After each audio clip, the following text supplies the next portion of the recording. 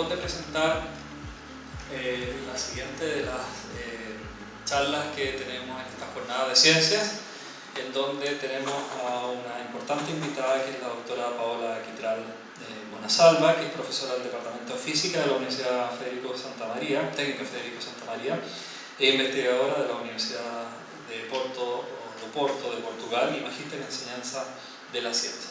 Y ella nos va a presentar, o nos va a hacer, o nos va a hablar acerca de la presentación de Escuchando las Estrellas. ¿Sí? Gracias. Bueno, buenas tardes a todos. Muy agradecido por la invitación y espero que les guste la presentación.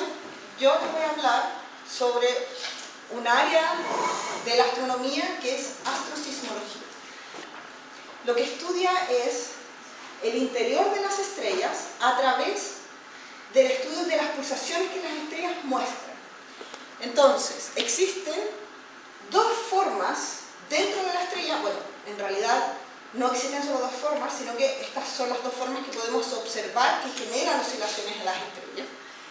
Y la primera de ellas es las oscilaciones tipo solar. Creo que... Entonces, el Sol tiene un interior donde tiene un núcleo, que en estos momentos no sabemos cómo es el núcleo del Sol. Después viene una zona radiativa, que significa que el traspaso de energía por esta zona es a través de la luz. O sea, la luz puede viajar por el plasma. Y entonces la energía de la estrella por esta parte pasa directamente por fotones. Pero la última capa de la estrella es una zona convectiva donde la energía no se traspasa a través de la luz, sino que se traspasa a través del movimiento de la materia de la estrella. Entonces lo que pasa es que se generan unas burbujas, ¿cierto?, en la zona convectiva, que van generando un flujo de materia que sube y que baja en la estrella, generando este flujo, ¿cierto?, este giro de, vamos a tener zonas donde la materia va a subir y zonas donde la materia va a bajar. Lo que nosotros estamos acostumbrados a ver aquí en la Tierra son estos cambios bien lineales cuando hacemos estos experimentos donde ponemos color en un gas, por ejemplo con mucho vapor de agua, y podemos ver que ese color empieza a subir en líneas. Eso es la convección. Pero en la estrella, que está recibiendo mucha más energía a la vez que lo que nosotros le podemos entregar al aire, además es mucho más condensado, no es tan pacífico este paso de la energía desde abajo hacia arriba. Es mucho más violento, mucho más parecido a la ebullición. Cuando nosotros vemos las burbujas de agua hervir en el agua, se parece mucho más a eso.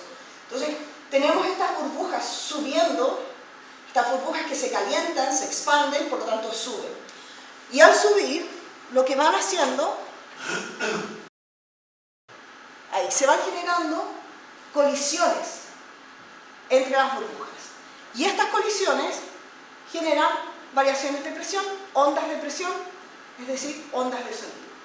Y entonces se van generando todo tipo de frecuencias distintas dentro de las estrellas que tienen esta zona convectiva exterior.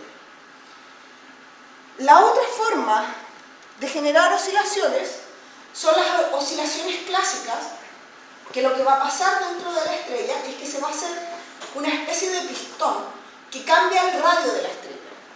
Entonces, vamos a tener una zona que es opaca, que es una zona además de semi-ionización. Entonces, la temperatura de ionización de los diferentes átomos es una sola.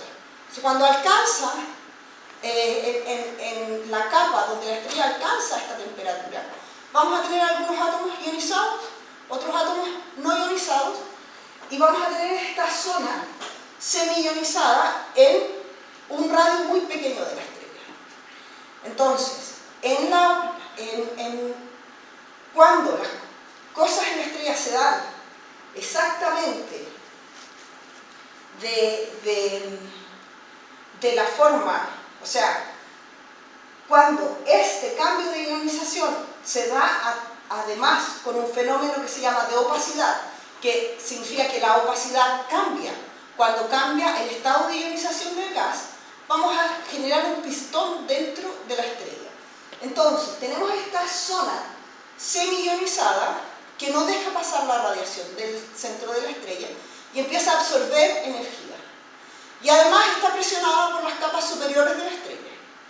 Entonces, lo que ocurre es que esta zona empieza a ionizarse aún más. Empieza a guardar la energía en forma de ionización del átomo. Y lo que ocurre cuando se ioniza todo el gas es que cambia su opacidad y deja pasar la energía. Al dejar pasar la energía, también lo que hace es que se iguala la presión sobre la capa superior y no se iguala de forma pacífica, sino que lo que hace es un aumento de esta zona se expande rápidamente, generando que las capas superiores crezcan hacia arriba. O sea, empuja a las capas superiores y estas capas superiores no logran retener este movimiento, ¿cierto? Y se expanden. ¿Qué es lo que pasa cuando esto ocurre? Que como la energía, como la radiación pasa directamente, ya la opacidad vuelve a cambiar porque deja pasar la luz, entonces empieza a perder energía, empieza a desionizarse nuevamente y al dejar pasar la energía, las presiones se igualan y las capas superiores lo que hacen es la opacidad vuelve a aumentar, las capas superiores vuelven a empujar hacia abajo y se vuelve a presionar este pistón. Entonces tenemos una inestabilidad en esta zona de la estrella que hace un pistón que cambia el radio de la estrella o que en realidad genera este impulso, que genera este impulso para este impulso que se va a generar cada vez que cambie el estado de ionización del hidrógeno. Justo necesito eso. Una oscilación, porque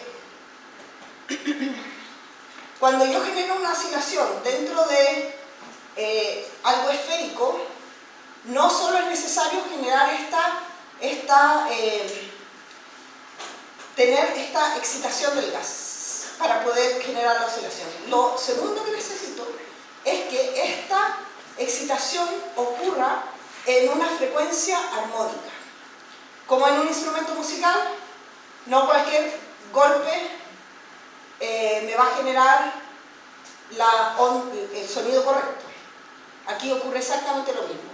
Necesitamos generar un impulso, una excitación en la frecuencia correcta. Y cuando eso ocurre, cuando tenemos la frecuencia correcta, lo que pasa es que la estrella empieza a oscilar en sus estados armónicos, que como las estrellas son esféricas, son estados de armónicos esféricos. Este video es una burbuja oscilando simplemente.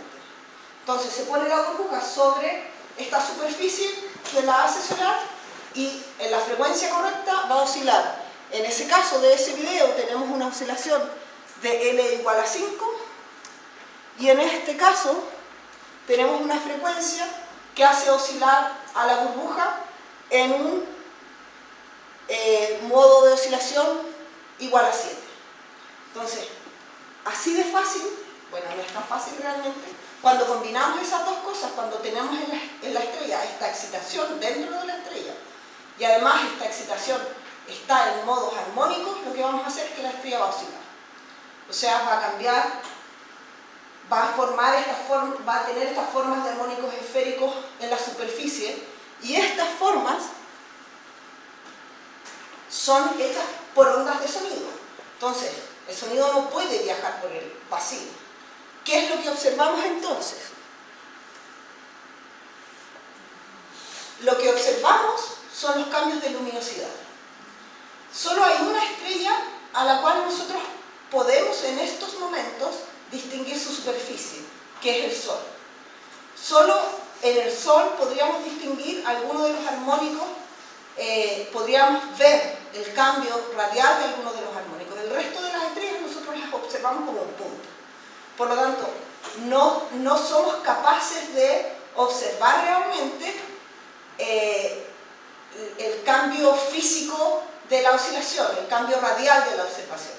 Lo que nosotros somos capaces de hacer es solamente observar el cambio de luminosidad. Y en este caso,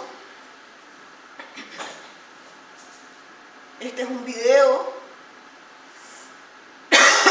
de una estrella que se llama Delta Scuti, un tipo de oscilación que se llama Delta Scuti, que es una simulación de una estrella real. O sea, es una estrella que varía, su luminosidad tiene exactamente esta forma de variación de esa curva que está acá abajo, y eso es lo que nosotros medimos. Y obtenemos estos pics de frecuencia. Y eso es lo que nosotros estudiamos, los pics de frecuencia que existen dentro de las estrellas. Estos pics tienen un grado de oscilación que corresponde al valor L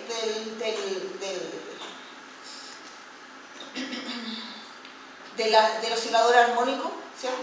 Y luego tienen en realidad, entonces tienen un diferente L, el pic mayor, y alrededor tienen pequeños pics, que son los diferentes modos M. Entonces, estos modos M se dan por la rotación de la estrella, y el modo L es por la excitación. El modo L va a estar directamente relacionado con el radio de la estrella. En este caso tenemos aquí muchas estrellas Delta Scuti, y el mayor modo de oscilación va cambiando según el radio de la estrella. Entonces podemos saber directamente, según qué tipo de oscilación es la predominante, cuál va a ser el radio de la estrella.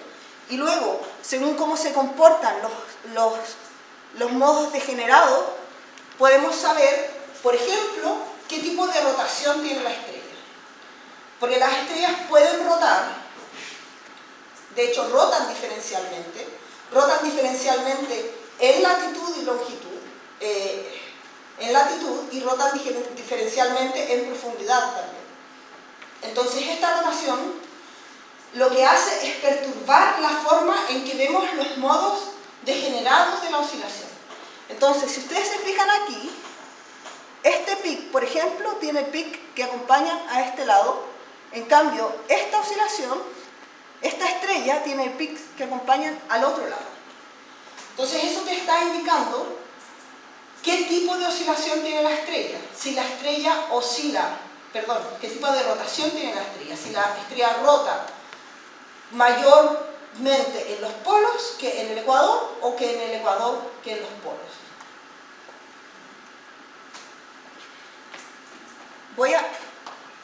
Lo que nosotros vemos es cómo es la variación entre oscilaciones. Y esa variación entre oscilaciones no solo te va a hablar de la rotación, sino que también te va a hablar de la rotación de la estrella o de la densidad de la estrella en el interior, porque las ondas de sonido se relacionan directamente con la velocidad a la que viaja el sonido, que depende de la densidad. Entonces, diferentes frecuencias pueden viajar a zonas más internas de la estrella. Entonces, cuando tú tienes una frecuencia corta, se va a quedar, va a poder viajar mucho más profunda que la estrella, que una frecuencia más larga. Y se van a deformar de manera diferente los pics. Entonces, la forma en que se deforma estos pics de frecuencia en comparación con estos, por ejemplo, te va a dar una idea de cómo va cambiando la densidad de la estrella en la profundidad. Y eso lo vas a ver, por ejemplo, aquí tenemos modos de oscilación de estrellas tipo solar, donde la variación delta gamma de esa frecuencia que está ahí, en algunas estrellas, en algunos modos oscilatorios, cambia bruscamente de una frecuencia a otra. O sea, aquí nosotros buscamos esta diferencia aquí y luego la diferencia que vamos observando acá. Y no, estas variaciones no son siempre las mismas. Y esas variaciones te pueden dar, por ejemplo, cuando tú tienes un cambio muy grande de esta variación, puede indicar que hay un cambio muy brusco en la densidad en esa zona de la estrella. Y las estrellas generan zonas de variación de densidad por acumulación de ciertos elementos. Porque dentro de las estrellas, cuando tú tienes una zona radiativa, vas a poder hacer, o la estrella logra hacer, la radiación es tanta que logra hacer que los átomos leviten en cierta altura. Y en algunas estrellas tú vas a poder localizar dónde están esas zonas de levitación. Por ejemplo, en el Sol ya se ha localizado la zona de acumulación de fierro. También por estas variaciones de frecuencia se puede deducir dónde está la zona en la que cambia la parte convectiva y la parte radiativa de la estrella. Entonces eso en el Sol lo tenemos completamente, bueno, sería muy egocéntrico decir completamente resuelto. Ya se ha teorizado dónde están esas zonas, se ha podido medir cuál es la variación interna de la rotación de la estrella y se ha podido medir dónde están estas zonas de acumulación de fierro y creo que de carbono. Entonces, dentro del diagrama HR, el diagrama HR es un diagrama que clasifica todas las estrellas según la temperatura y según la luminosidad. Entonces, las estrellas con mayor luminosidad van a estar arriba y también vamos a tener una variación de radio en este diagrama en este sentido. O sea, aquí van a estar las estrellas más grandes, las gigantes rojas, por ejemplo. Esta es la curva de las gigantes rojas. Estas son las estrellas gigantes azules. Acá abajo van a estar las estrellas enanas rojas. Acá abajo se ubican generalmente las estrellas enanas blancas. Pero todas las estrellas tienen un lugar en este diagrama y te indica qué tamaño tiene la estrella y qué tipo de estrella es. Aquí, en esta línea, que se llama secuencia principal, por ejemplo, es donde están todas las estrellas que están quemando hidrógeno en su núcleo. Y luego, cuando dejan de quemar hidrógeno, van hacia este sector del diagrama HR. Entonces, por ejemplo, las gigantes rojas que están acá son estrellas que están ya en etapa de quemar helio o carbono o los otros elementos más pesados. Las gigantes rojas pasan muy rápido por la secuencia, las gigantes azules, perdón, pasan muy rápido por la secuencia principal y después se dedican a estar aquí entre más azules y más rojas mientras van quemando todos los elementos hasta el fierro. Entonces, en este diagrama se presentan las oscilaciones cuando la combinación de la frecuencia que se genera en estos modos de excitar la estrella son tales que se genera un armónico y ese armónico entonces puede hacer un cambio de luminosidad que es observable para nosotros. En estos momentos sabemos que todas las estrellas generan oscilaciones. El asunto es cuáles podemos observar con nuestra tecnología y cuáles no. Por lo tanto, las estrellas que están marcadas ahí son distintos tipos de estrellas que oscilan que nosotros podemos observar. Y aquí está, por ejemplo, el Sol, las estrellas tipo Sol, las oscilaciones tipo solar, son todas las estrellas que son convectivas o que tienen el área superficial convectiva. Entonces, todas las gigantes rojas van a generar oscilaciones. Y mientras más grande sea la estrella, la frecuencia privilegiada va a ser mayor también. Por lo tanto, se puede relacionar directamente la oscilación de la estrella con el tamaño de la estrella. Las estrellas que yo estudio están aquí. son las estrellas Rapidly Oscillating tipo A stars. Entonces, son estrellas que son peculiares porque tienen una composición diferente en la atmósfera y además tienen campos magnéticos súper grandes. Entonces, estas estrellas tienen un campo magnético del orden superior a los kilogauss. El Sol tiene campos magnéticos, el campo magnético global del Sol es entre 20 Gauss más o menos, pero las tormentas solares generan las manchas solares donde pueden haber campos magnéticos superiores que lleguen a los 2000 o 3000 Gauss. Pero esto es un evento particular en una zona de la estrella. Cuando se genera en el Sol una mancha solar, lo que ocurre es que el movimiento convectivo de la estrella cambia y se pone el gas en esa zona se pone a mover en la dirección del campo solamente. Entonces, lo que genera eso es que la opacidad de la zona de la estrella cambia, porque ya no tenemos estas burbujas subiendo y bajando, cambia la temperatura del gas y cambia la opacidad del gas, y lo que es una estrella, una mancha solar, es que nosotros estamos viendo un poco más profundo de la estrella, nos deja ver un poco más allá. Pero esa mancha solar es local. En las estrellas ROAP esto ocurre en toda la estrella, y eso tiene dos consecuencias directas, pero que son diferentes fenómenos. El primero es que estas estrellas tienen una zona convectiva que está siendo aplacada por el campo magnético, porque el campo magnético es tan fuerte que no deja que estas burbujas suban y bajan, sino que hace que el gas en esa parte solo pueda alinearse con las líneas de campo. Entonces tú tienes el gas solo girando alrededor de las líneas de campo, alrededor de la estrella. Esta estrella que está acá es una estrella ROAP que tiene campo magnético de 2 kilogauss más o menos, 2000 Gauss, ¿cierto?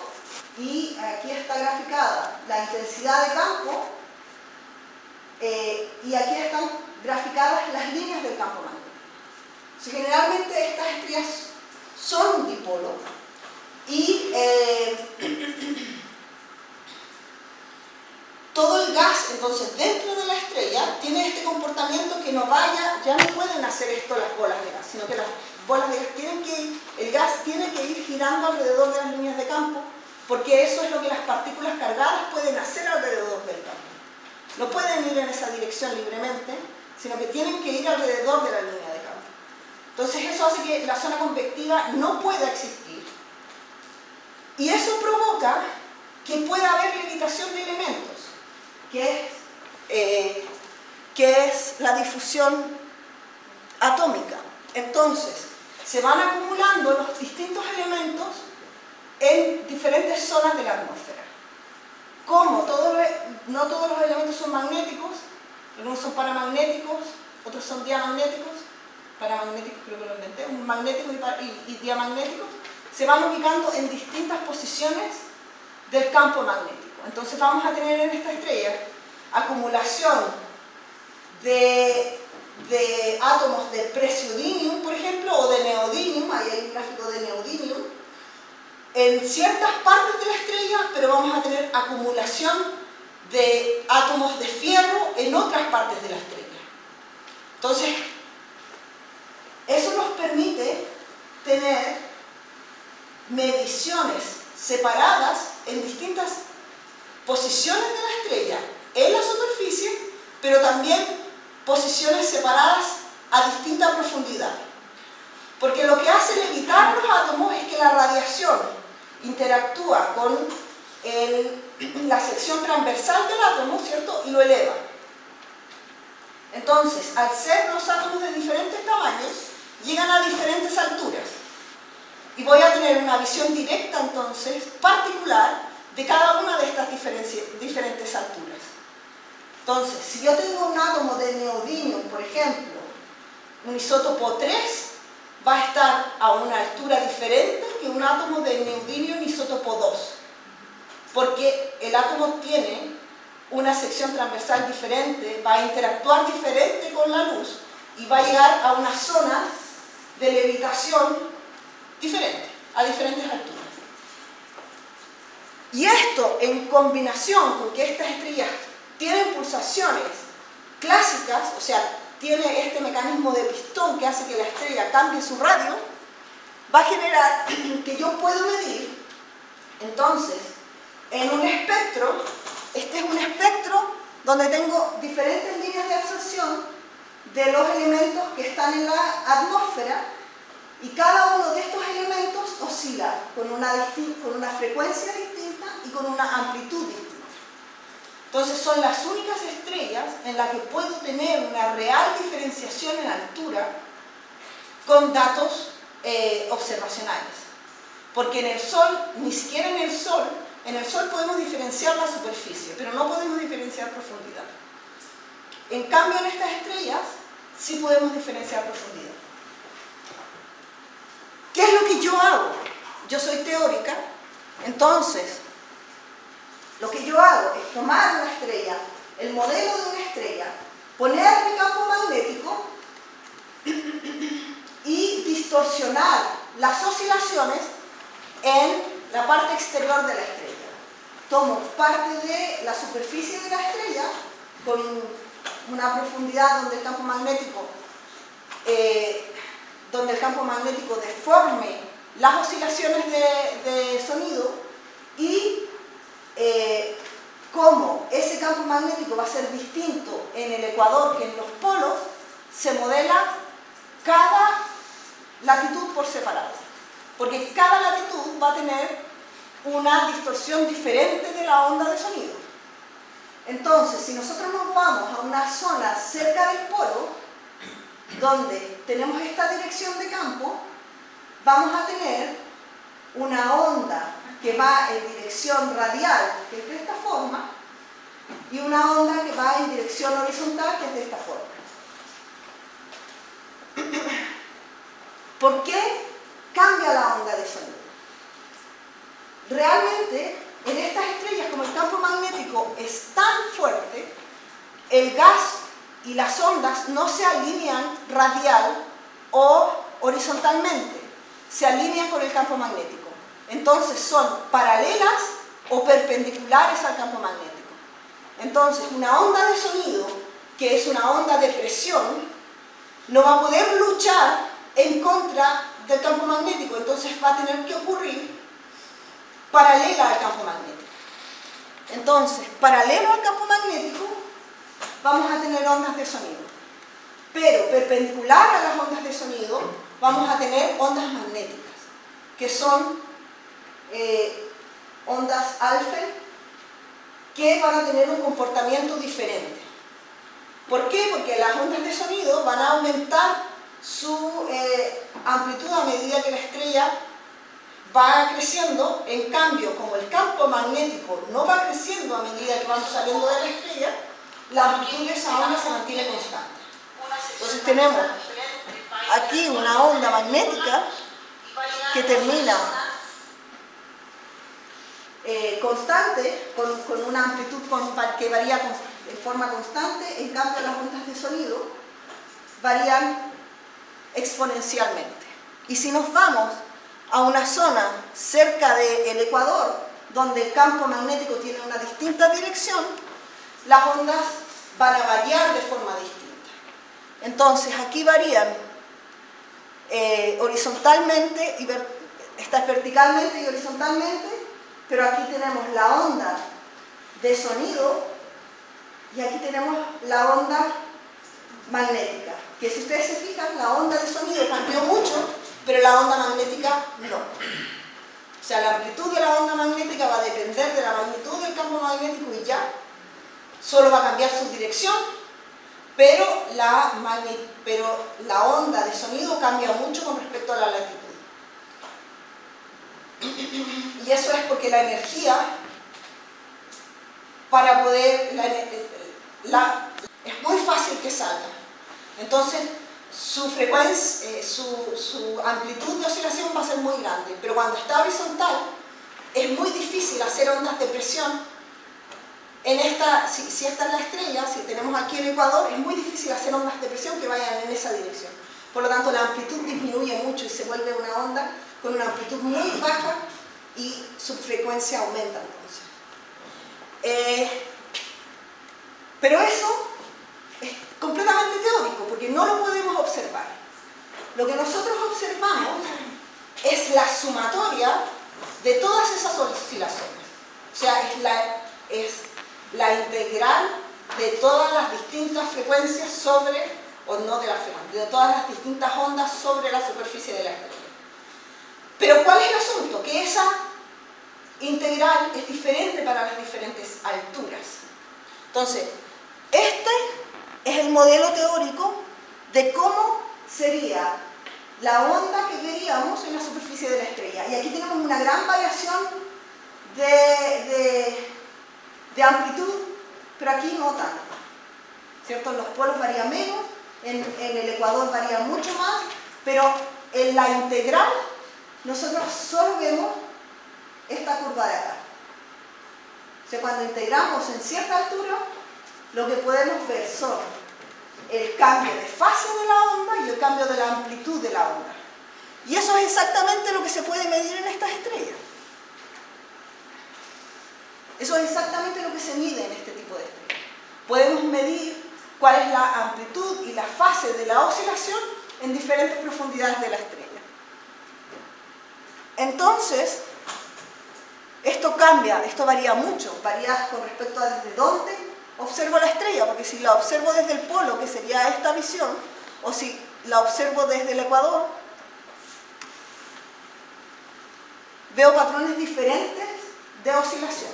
Estos patrones diferentes de oscilación también los puedo captar en la estrella, los puedo medir. O sea, puedo medir en un tiempo de la rotación de la estrella y en otro tiempo de la rotación de la estrella cómo va variando esta oscilación.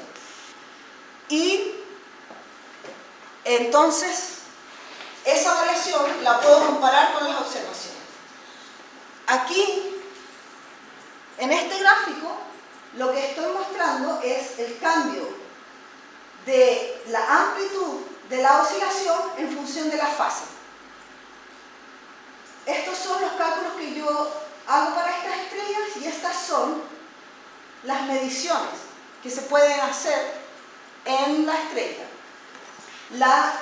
Los distintos colores representan a distintos elementos y dentro del mismo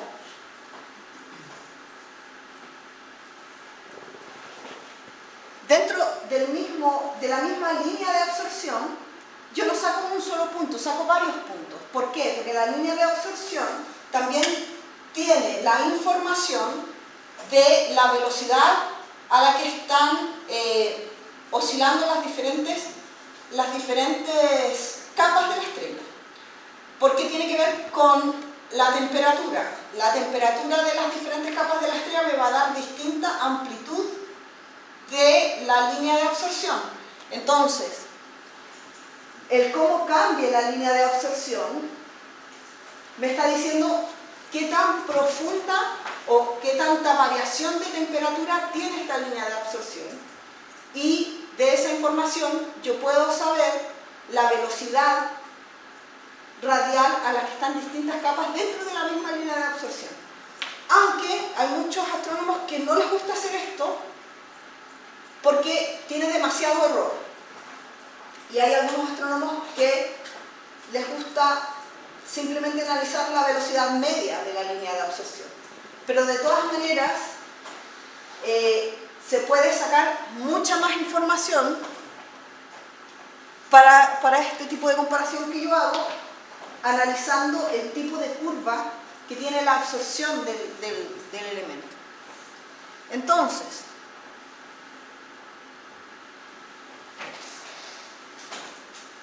cuando observamos un modo simple, por ejemplo, este es un L igual a 1, tenemos que los elementos que están en el polo van a tener un tipo de curva y los elementos que están estos son los elementos que están en el ecuador y estos son los elementos que están entre el ecuador y el polo. Y aquí, si comparamos dónde están estos elementos, cuadran. Bueno, ahora yo se los estoy diciendo porque no lo grafiqué, pero estos sí son los elementos que están más cerca del polo y estos sí son los elementos que están más cerca del ecuador. Por lo tanto, tienen un patrón diferenciado de qué tipo de amplitud y qué frecuencia tienen, y podemos hacer una comparación directa entonces del modelo con las observaciones. Aunque esto no es una comparación directa porque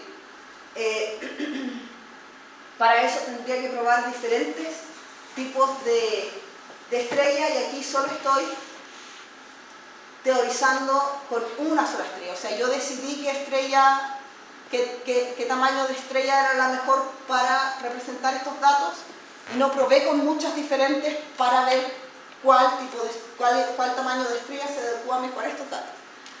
Así es que todavía eso es la siguiente parte, en algún momento lo haré. Si cambiamos bueno, aquí hay otro ejemplo, otra estrella. Si cambiamos a modos de oscilación más complejos, E2, tenemos curvas más complejas. Y también podemos observar acá que tenemos formas de oscilación diferentes. Aquí, si ustedes se fijan, los datos crecen en frecuencia en esta dirección. Acá tenemos también un caso donde crece en esa dirección. Por lo tanto, el modelo sí puede explicar los datos que estamos observando. Ahora, la parte siguiente que tengo que hacer es que explique una estrella en particular, que explique qué estrella se modela con qué modelo de estrella. Eso es como la parte de mi investigación que estoy recién empezando a desarrollar. Ahora, voy a cambiar un poco el tema, porque les voy a hablar, me pidieron también que hablara sobre el trabajo que he hecho en la Santa María desarrollando nuevas carreras. Y entonces lo primero que voy a hacer es ¿en qué está la astronomía ahora? Porque estamos en un súper interesante tiempo para empezar a estudiar astronomía. ¿Por qué? Porque estamos en un cambio tecnológico de telescopios. Y ese cambio tecnológico de telescopios genera un montón de conocimiento nuevo y también genera un montón de nueva tecnología. Entonces, aquí tenemos tres telescopios satelitales diferentes. El primero, el más pequeñito, este que está acá, ya está observando, es el telescopio espacial TESS de la NASA, y lo que está haciendo ese telescopio es observar tránsitos planetarios. Entonces observa un número de estrellas por fotografía, hace fotografías bastante grandes, y luego es el tiempo en que está observando son entre un mes y un año. Entonces hay estrellas que van a estar siendo observadas continuamente por un año y hay estrellas que están siendo observadas continuamente por un mes. El menor tiempo de observación que tiene por campo es un mes. Y está estudiando, puede observar estrellas de muy baja magnitud. Es un telescopio satelital que está hecho para observar estrellas lejanas. Luego, acá tenemos al James Webb,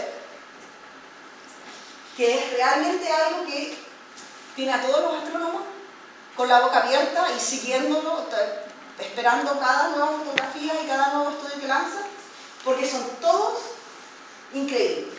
Entonces, este es un telescopio que fue lanzado al espacio que tiene 6 metros de diámetro, 6,5 de hecho metros de diámetro, que nos da una visión completamente diferente. Y el otro detalle es que no mira el visible, no observa el visible, sino que observa el infrarrojo. Y está hecho para observar las galaxias más lejanas del principio del universo. Como al expandirse el universo, las galaxias van experimentando este corrimiento al rojo debido al alejamiento. Cuando los observamos por visible, observamos la menor parte de la luz que emite, porque esta se ha corrido. Entonces, cuando las observábamos con, por ejemplo, el telescopio espacial Hubble, veíamos una mínima parte de su espectro visible. Veíamos una parte del espectro visible donde no estaba concentrada la mayor cantidad de luz que emitían. Y con este telescopio sí que estamos viendo esa parte. Y estamos viendo entonces galaxias de las primeras formaciones de galaxias, las podemos observar. Esta es el campo, la primera luz del telescopio, que es el campo profundo que tomó, donde podemos ver aquí una estrella. Esta estrella no es una estrella cercana, es una estrella bastante lejana a nosotros, pero aún así está saturada, porque nuevamente es tan grande que no podemos observar cosas cercanas con este telescopio. Por eso es que podemos observar, los planetas se ven espectaculares, porque los planetas no tienen luz propia, y podemos observarlos con este telescopio, pero las estrellas no podemos observarlas con este telescopio. Se saturan, entonces se ven de esta forma, como esa estrella que está ahí. Esta estrella está saturada, eso significa que los instrumentos están haciendo que la luz de esa estrella se vaya por las puntas esas que tiene. Entonces no vemos el máximo, porque el máximo está siempre en el máximo que el instrumento puede observar. Y entonces, este telescopio espacial que está acá está planificado para ser lanzado el próximo año y es para estudiar estrellas cercanas. ¿Qué gracia tiene eso? En estos momentos tenemos una dicotomía en los datos. O podemos observar cosas que están muy lejos, satelitalmente, o cosas que están muy cerca desde la Tierra, desde los telescopios que tenemos en la Tierra. Entonces, comprobar que lo que estamos observando es correcto es bastante difícil, porque solo tenemos o la fotometría espacial o la espectroscopía de tierra, que observan cosas que están a diferente distancia. En estos momentos no podemos observar todos los planetas en los cuales hemos detectado tránsitos de planetas, porque están muy lejos y no podemos observarla con espectroscopía desde la Tierra. Y tampoco podemos tampoco tenemos un instrumento desde el espacio que observe cosas cerca. Eso se va a solucionar de aquí a los próximos años. No solo porque viene este telescopio que observa cosas cercanas. Si ustedes se fijan, aquí hay muchos instrumentos pequeñitos, o sea, los telescopios son pequeñitos para poder ver cosas cerca. Pero también hay otra cosa que viene, que es el ELT, que es un telescopio que tiene 64 metros de diámetro. El desarrollo tecnológico para este telescopio es increíble. Necesitó que diseñaran un nuevo computador que pudiera hacer el cálculo temporal de la corrección de las turbulencias de la atmósfera para poder generar este proyecto. Porque en estos momentos los telescopios lanzan, no sé si ustedes han visto, lanzan un rayo láser amarillo al espacio que rebota en una de las capas más altas de la atmósfera, y lo que hacen los astrónomos, los telescopios, es analizar cómo vuelve ese haz de luz y corregir el telescopio, corregir el espejo del telescopio con tecnología de óptica adaptiva para corregir esas turbulencias de la atmósfera. Con este telescopio eso no era posible hacer, porque es tan grande que la turbulencia que está sobre el lado izquierdo del telescopio no es la misma turbulencia que está sobre el lado derecho del telescopio. Por lo tanto, corregir en el lado derecho o corregirse con el lado izquierdo era inútil, que lo deformaba más. Entonces se tuvo que generar la tecnología para poder corregir simultáneamente distintas partes del telescopio al mismo tiempo. Desde ese detalle hasta el cómo pulir los espejos son tecnologías que se han desarrollado para poder construir este telescopio. Entonces, el avance tecnológico de este telescopio está en el mínimo detalle, que ni siquiera esas son las que a mí me han sorprendido y las que me acuerdo, pero son muchas. Para participar de esto, de hecho, podemos participar de esto como país. La ESO tiene una política de tener cierto número de proyectos asociados al país que sean desarrollos tecnológicos que el país donde está el telescopio desarrolle. Entonces la ESO está constantemente solicitando proyectos de desarrollo tecnológico al país y está implementando esos desarrollos tecnológicos en los telescopios que están en nuestro país. Por lo tanto, aquí hay una oportunidad de desarrollo y la ciencia que va a generar esta nueva tecnología es una ciencia para la cual tenemos que preparar a gente para que esto ocurra. Entonces, la Santa María generó dos carreras para eso, pensando en eso. La licenciatura en física ya la tenía, por lo tanto, antiguamente se llamaba licenciatura en ciencias con mención en física, pero nunca fue una licenciatura en ciencias, porque para hacer una licenciatura en ciencias se necesita ver diferentes ciencias y esta licenciatura solo entrega física. Y esta es la malla que se generó nueva. La diferencia con la antigua, no sé si la conocen, es que en esta malla se intentó dar el mismo peso a la física experimental que a la física teórica. En nuestra malla antigua era solo teórica. También se generó una nueva carrera que es la licenciatura en astrofísica, y la licenciatura en astrofísica, esa es la malla, se hizo pensando en que tuviera una parte de astrofísica, pero también una parte observacional bastante completa. Entonces, hay en esta malla, por ejemplo, todos los ramos teóricos están acompañados por talleres computacionales. Entonces, no solamente van a estar aprendiendo la teoría, sino que van a estar implementándola también en distintos momentos del ramo, con modelos computacionales, con análisis de datos, etc. Todo eso está amarrado en el mismo programa.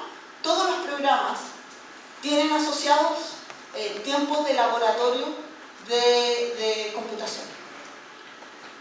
Y la otra carrera que el Departamento de Física de la Santa María generó es la Ingeniería Civil Física.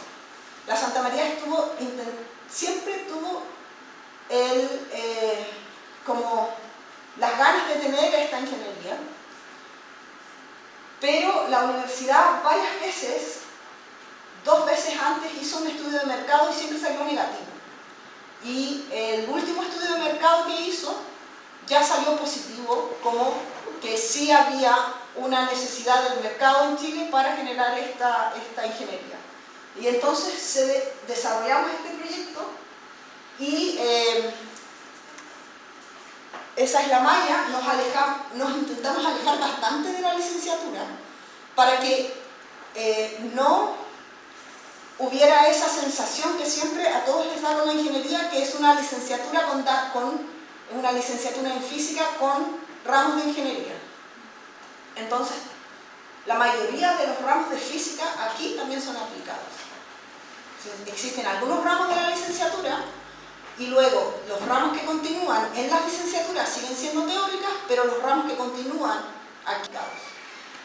Y, obviamente, para participar del desarrollo tecnológico que genera la astronomía en este país, una de las líneas formativas que se generaron en esta carrera es de instrumentación científica, pero como ven en la malla, está aplicada a la astronomía. Entonces, esta ingeniería está pensada también para tener una especie de especialización en astroingeniería. Entonces, también aquí estos tres proyectos se trabajaron en conjunto con personas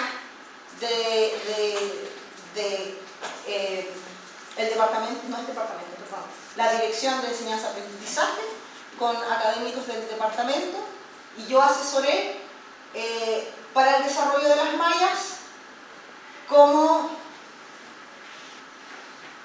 algo como un puente entre la ciencia y la educación, porque es bien difícil la comunicación entre esas dos áreas del conocimiento, y entonces llegamos a estas mallas que realmente no es porque yo haya participado, pero a mí me parecen bien interesantes y bastante completas. Y eso es lo que he preparado hoy día para contarles. Así es que si tienen alguna pregunta, comentario, algo que quieran profundizar. Muchas gracias, doctora.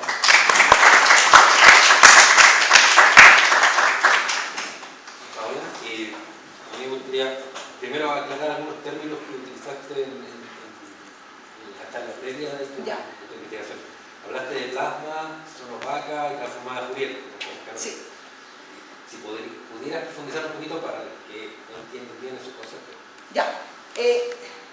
La opacidad, bueno, el plasma es, voy a empezar por lo primero que nombraste. El plasma es un gas que está ionizado. Dentro del Sol la temperatura es muy grande, entonces el átomo no es capaz de mantener los electrones ligados como estamos acostumbrados a estas temperaturas.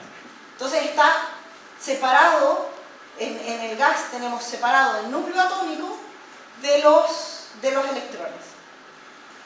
Y entonces ese plasma tiene un comportamiento magnético, obviamente, porque la carga, el movimiento y el campo magnético están ligados, ¿cierto? Y a medida que uno va saliendo de la estrella, la temperatura va disminuyendo. Entonces, ciertos átomos sí van a comenzar a captar sus electrones. Por ejemplo, los átomos de fierro,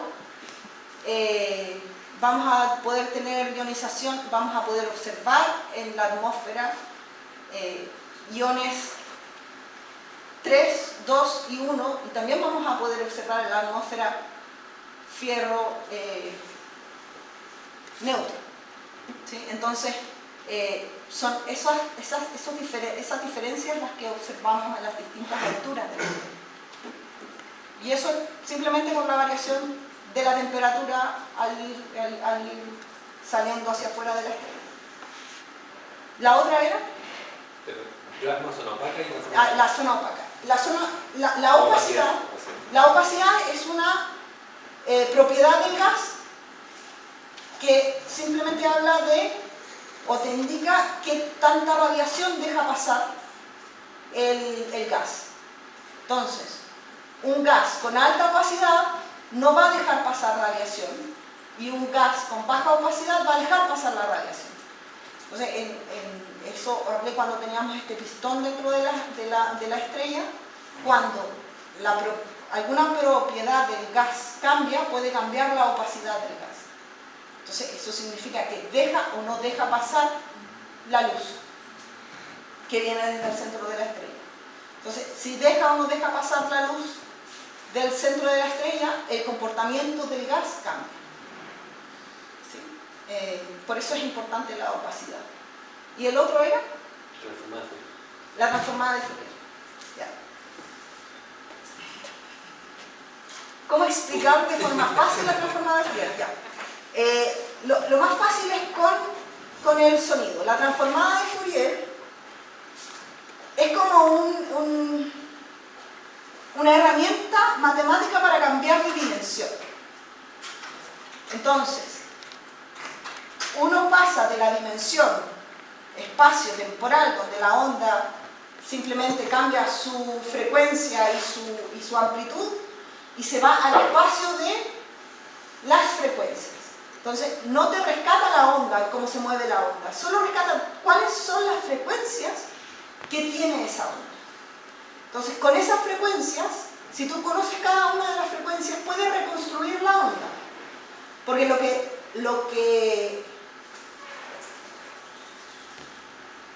claro, te rescata la frecuencia de la onda y la amplitud de la onda con la amplitud del pico. Entonces, cambia la información. Desde tener una onda que viaja en un gas, a tener simplemente cuáles son las frecuencias de todas las ondas que te corresponden a la sumatoria de la onda que tú estás observando. Entonces cambias de la observación de toda la onda, de sus amplitudes y del movimiento de las partículas a cuáles son sus frecuencias. Y es mucho más fácil estudiar esas frecuencias porque cuando tenemos muchas frecuencias sumadas en la misma onda, es difícil ver dónde parte el ciclo y dónde termina el ciclo. En cambio, si estamos en el espacio de las frecuencias, son simplemente cuáles son los pics que existen. Entonces es más fácil estudiar lo que está pasando con la onda cuando estudiamos las frecuencias. Y es como trabajan todos los equipos de música. O sea, la información que está en el CD o la información que está en el pendrive son las diferentes frecuencias. Y lo que hace el programa es transformar esas frecuencias nuevamente a una onda de sonido que nosotros podemos escuchar. Entonces la información de la música realmente son estos pics de frecuencia y amplitud, y lo que nosotros escuchamos realmente es la onda física, ¿no? Bueno, espero que haya gustado entonces. Muchas gracias. Muchas gracias.